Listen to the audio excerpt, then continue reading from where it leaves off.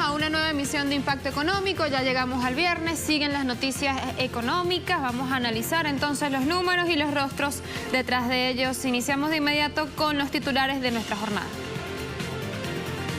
Y más que un socio, un aliado, China potencia las relaciones económicas con América Latina. Este fin de semana va a celebrar cumbre con CELAC e inició ya conversaciones con Panamá sobre el megaproyecto de infraestructura de la Franja y la Ruta. Pobreza energética en España, de eso va nuestra arista económica. Estaremos reportando los números del sistema energético fallido de este país. Merkel y Macron buscan transformar sus buenas relaciones en propuestas para reformar el grupo del euro. Tenemos los detalles de la visita de la canciller alemana a París.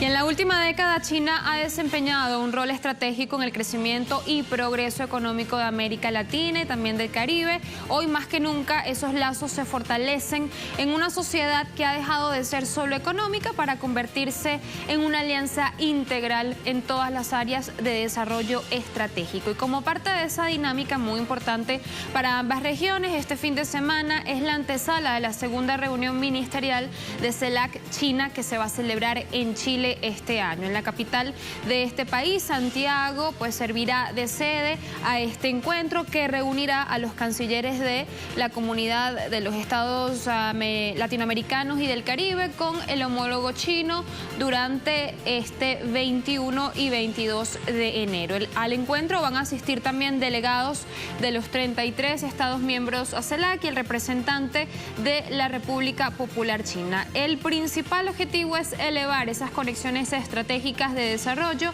entre ambas regiones, Asia, América Latina y el Caribe. También permitir entonces un acercamiento del gigante asiático con las economías latinoamericanas, más bien estrechar este acercamiento para edificar las nuevas relaciones internacionales basadas en la cooperación, el respeto mutuo, la inclusión social y la equidad y el ganar-ganar. Y justamente en el marco de este nuevo modelo de cooperación comercial, también económico, la República Popular China estrecha sus lazos antes de iniciar la segunda reunión ministerial de la CELAC con Panamá. Tenemos entonces el portal de metrolibre.com que titula Panamá y China celebran primera reunión para abordar el proyecto de la Franja y de la Ruta. Al encuentro realizado ya este jueves asistieron el vicecanciller de Panamá, Luis Miguel Hincapié, y el viceministro de la Comisión Nacional de Desarrollo y Reforma de China, Wang Xintonghua. Se trató del primero del alto nivel para abordar de manera exclusiva el acuerdo de adhesión panameño con la iniciativa de la Franja y la Ruta. Se programó que una delegación técnica de Panamá se traslade a China para concretar áreas de cooperación en las que se basarán los proyectos a ejecutar, siendo el primero de ellos el estudio de factibilidad del tren Panamá-David.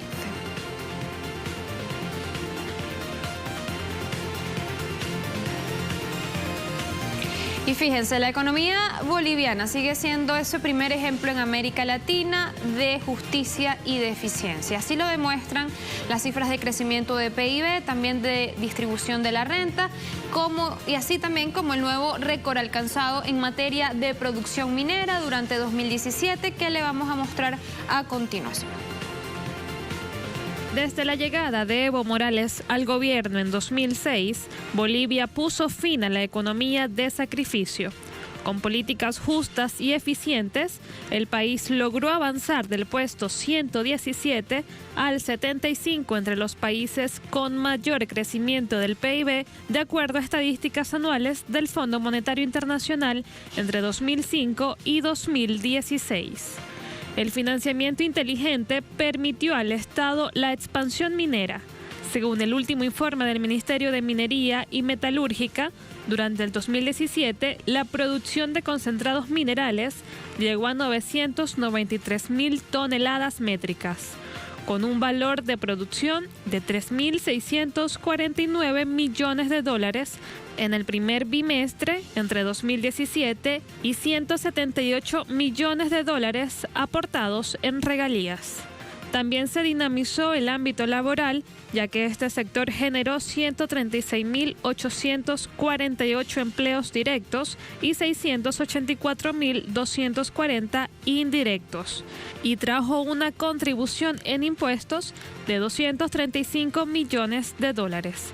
Todo esto ha permitido a Bolivia avanzar en una fórmula de redistribución de riquezas, fortalecimiento del aparato productivo y recuperación de la soberanía de sus recursos naturales. Ahí entonces los números de esta economía justa y eficiente Bolivia. Pasamos de ahí a hablar de México. La reforma energética de Enrique Peña Nieto no solo ha supuesto el alza constante en los precios de los combustibles en este país, sino que el servicio eléctrico también ha sido afectado con aumentos que golpean ahora duramente al sector industrial. La Confederación de Cámaras Industriales y la Confederación de Cámaras Nacionales de Comercio, Servicios y Turismo rechazan los desproporcionados aumentos y le exigen además a la Comisión Reguladora de Energía que revise la imposición de los costos. Hablamos que los nuevos precios con alzas de hasta 400% entraron en vigencia en noviembre de 2017 tras una modificación de la metodología para determinar el costo de las tarifas eléctricas. En menos de un mes, las alzas variaron desde 20 hasta 150% en el caso de las industrias y de entre 100 hasta 400% en los sectores de servicio, comercio y turismo. La situación se ha agudizado, pues, y el descontento social, como era de esperarse, pero además está afectando a sectores económicos claves que, según denuncian ambas confederaciones, provocará incluso el cierre de empresas. Y eso es lo que sucede puertas adentro, pero afuera México también enfrenta desafíos complejos, especialmente con un vecino como Estados Unidos, gobernado por un Donald Trump, quien insiste en defender a capa y a espada la construcción de ese polémico muro fronterizo, que por si fuera poco dice que tiene que ser México el que va a pagar por él. ¿Cómo? Con el TLCAN. El muro es el muro. Nunca ha cambiado ni evolucionado desde el primer día que lo concebí. Las piezas serán necesariamente transparentes y nunca se planearon para ser construidas en áreas donde haya protección natural, como montañas, páramos o ríos difíciles o agua. El muro será pagado directa o indirectamente o mediante un reembolso a más largo plazo por México, que tiene un ridículo superávit comercial de 71.000 millones con los Estados Unidos. El muro de 20.000 millones de dólares es cacahuetes o manicitos en comparación con lo que México le hace a los Estados Unidos. El NAFTA o TLCAN es una mala jugada. Fíjense que no son pocas las voces que sostienen que el gobierno de Mauricio Macri gobierna pensando por y para los ricos. Estamos hablando de Argentina. Tenemos un material audiovisual que queremos compartir a propósito de esta premisa que pues les acabo de compartir. Se trata de un video publicado por el diario argentino Página 12 que contiene de hecho voces en reclamo a la administración de Cambiemos. Así también pues nos vamos a la primera pausa y a la vuelta también les compartimos información 360. Los dejo con el video.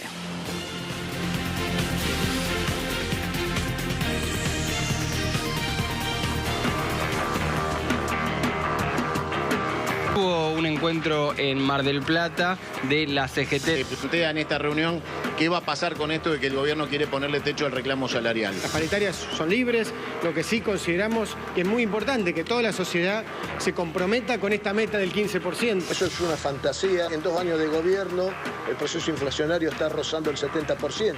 Por lo tanto, nadie va a creer que esa es una pauta razonable. Puro comunicado sindical contra el gobierno argentino. Hacen más ricos a los ricos y más pobres a los pobres. Se exigieron paritarias libres y sin topes y reclamaron la derogación de la reforma previsional. Estamos dejando establecido muchas situaciones que están aconteciendo hoy en el país que van en detrimento de los sectores que menos tienen, en particular los trabajadores, los jubilados, los sectores informales. Ha habido la anulación por decreto de una paritaria nacional que obviamente todo este colectivo lo rechaza absolutamente. Hace poco tiempo se ha desatado una campaña antisindical, decididamente emparentados con lo peor de la dictadura militar, cuando por decreto sancionó.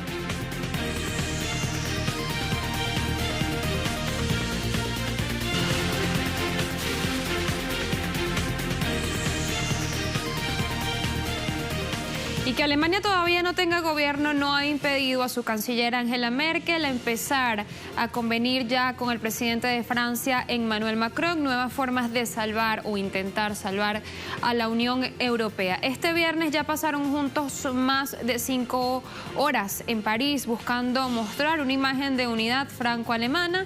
Discutían cómo relanzar ese proyecto comunitario que ya pues está en crisis existencial desde hace meses. Ha tenido que coincidir el momento más débil de Angela Merkel desde que es canciller de Alemania con el liderazgo del presidente galo para que las relaciones diplomáticas entre Francia y Alemania se equilibraran. Por primera vez, Merkel trata de igual a igual dentro de lo que cabe pues a un presidente. En una cumbre de la UE en Bruselas el mes pasado, ambos habían dicho que esperaban acordar propuestas para reformar el bloque en marzo. Francia y Alemania, que representan el 50% de la producción de la zona euro, son esenciales para la iniciativa de reforma. Sin un acuerdo entre ambos, es prácticamente improbable que se concrete cualquier ambición por mejorar o intentar pues la unión económica y monetaria de Europa y ayudar al bloque entonces a resistir las crisis futuras. Se verá.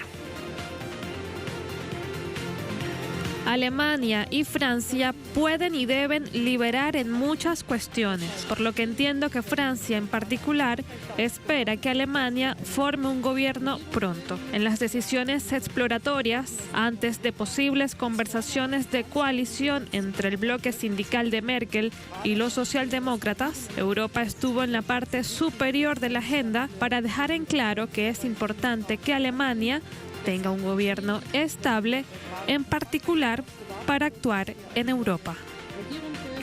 Pero fíjense que importan las reformas, pero también importa cómo se reforma, para quién se reforma. Y es que hay un estudio realizado por el Observatorio Francés de las Coyunturas Económicas que dice que las medidas implementadas por el presidente Emmanuel Macron en Francia benefician mucho a los ricos, a los muy ricos, y poco a los pobres o a los muy pobres. Macron, presidente de los ricos. Ese es el titular de nada menos que el ABC de España, conocido no precisamente por sus inclinaciones heterodoxas, en cuestiones económicas al menos.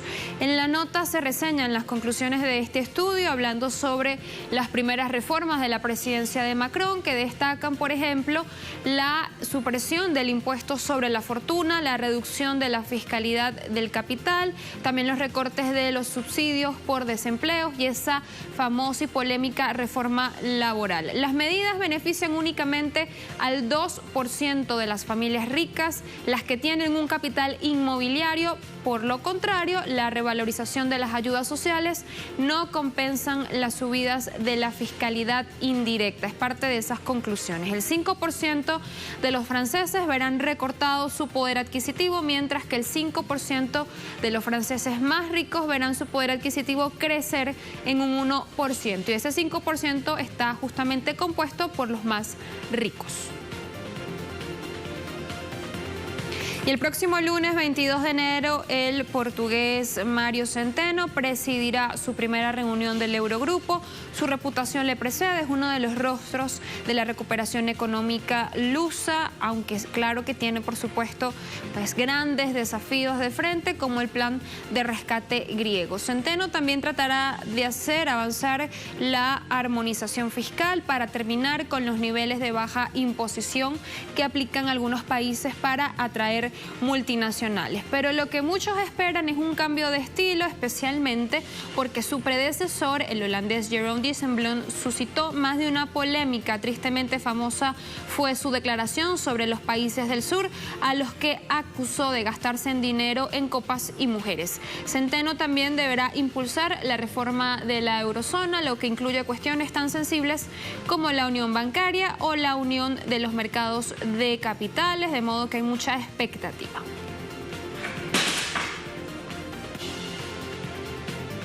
Así nos vamos entonces a la segunda pausa en Impacto Económico. Dejamos lo mejor para el final, una investigación sobre el sistema energético de España. ¿Por qué se dice que es fallido? ¿Cómo se calcula el precio de la factura? Tenemos todos los detalles a la vuelta.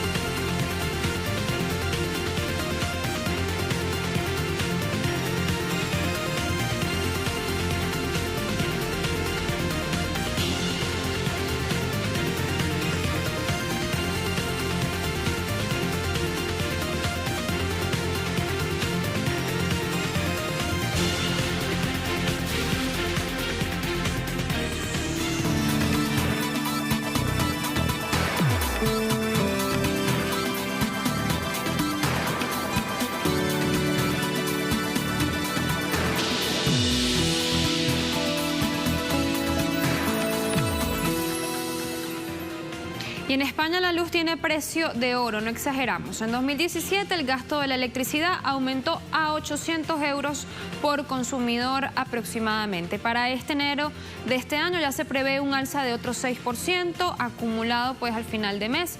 Más de 5 millones de personas no pueden hacerse cargo de la factura y por tanto no pueden permitirse poner ningún tipo de calefacción. Todo esto en medio de una de las peores olas de frío de todo el invierno vivido en Europa. Tenemos los detalles. La electricidad es uno de los servicios públicos básicos para los humanos. Sin embargo, en España, aunque no tiene rango constitucional, este derecho se ha transformado en un lucrativo negocio, resultado de una perversa política económica de gobierno que deja a los más vulnerables por fuera. Ni siquiera 5 millones de ciudadanos afectados y al menos 7.000 muertes al año relacionadas con la pobreza energética han impedido que en plena ola de frío, empresas eléctricas en manos privadas incrementen en porcentajes siderales el precio de la electricidad, que ha llegado a rozar la barrera de los 100 euros por megavatio hora consumido. Y es que al no tener valor de ley básica, el precio del servicio eléctrico se puja diariamente como en la bolsa, por lo que la tarifa no es establecida por el Estado, sino que es fijada por las grandes empresas del sector que desde iniciada la crisis económica mundial han obtenido beneficios que superan los 20 millones de euros diarios, mientras pagaban pocos impuestos. Desde el gobierno de Mariano Rajoy se explica que el nuevo repunte de precios obedece a la ley de oferta y demanda. Aproximadamente 35% de lo que cobraban las eléctricas corresponde a los gastos de mercado libre, es decir, al precio que las comercializadoras tienen que pagar en el mercado mayorista por la electricidad. La versión oficial también atribuye la responsabilidad de los precios a la ola de frío, molinos sin viento, centrales hidráulicas sin agua y a la subida en las cotizaciones del gas y el carbón en el mercado internacional. No obstante, las razones podrían apuntar en otra dirección. La estrategia cortoplacista en materia energética del Estado, basada en una regulación errática de continuas improvisaciones, ha dado cuenta del perverso modelo de negocio de oligopolios eléctricos. Apenas un puñado de empresas que en el aval gubernamental fijan como estándar los precios más caros, perjudican deliberadamente otras formas de energías, como las renovables, y ahora han llegado al sector la mayor crisis de su historia.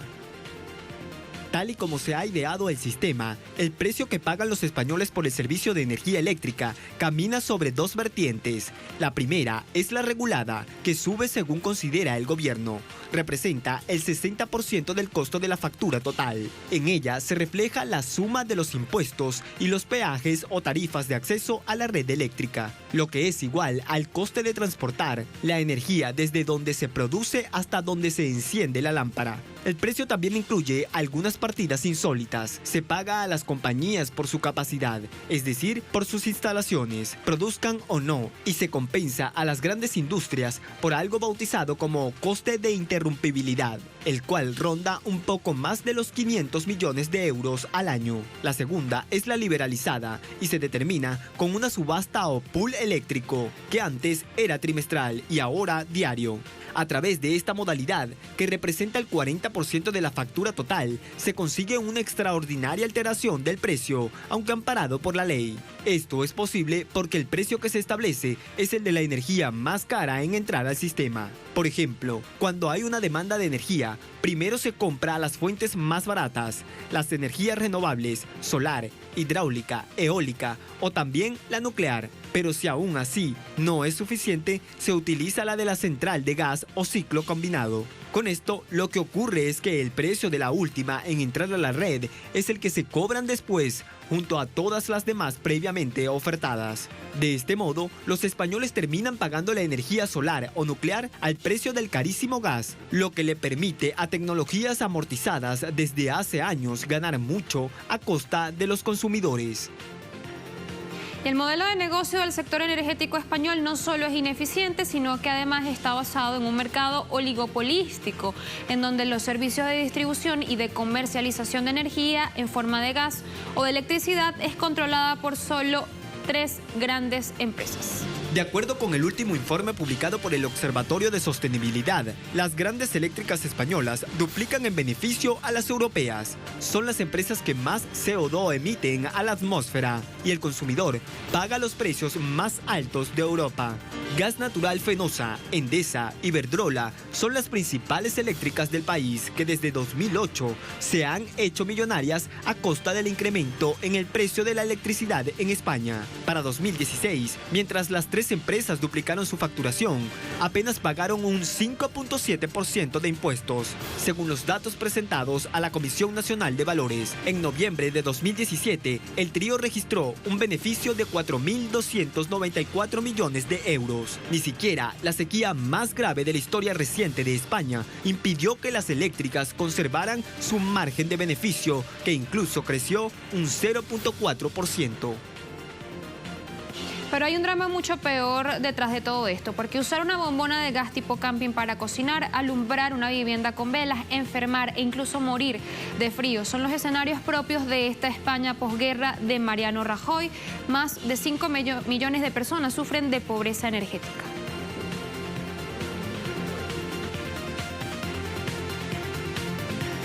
Según el Instituto Nacional de Estadística, el drama silencioso de la pobreza energética que afecta al 11% de hogares se ha elevado 4.5% desde el inicio de la crisis. El aumento de este tipo de indigencia ha ido en paralelo al incremento de peticiones de auxilio de casi 7 millones de personas que no pueden pagar facturas astronómicas. Y es que a pesar del discurso de recuperación de Mariano Rajoy, basado en el crecimiento del PIB y en la reducción del desempleo, organizaciones de asistencia social advierten que la situación de los hogares más vulnerables se agrava y el escenario actual es peor incluso al de los años más duros de la crisis. Desde 2011, en 40% han subido las ayudas para cubrir necesidades básicas como la luz, unas ayudas que intentan compensar las que son insuficientes a nivel estatal.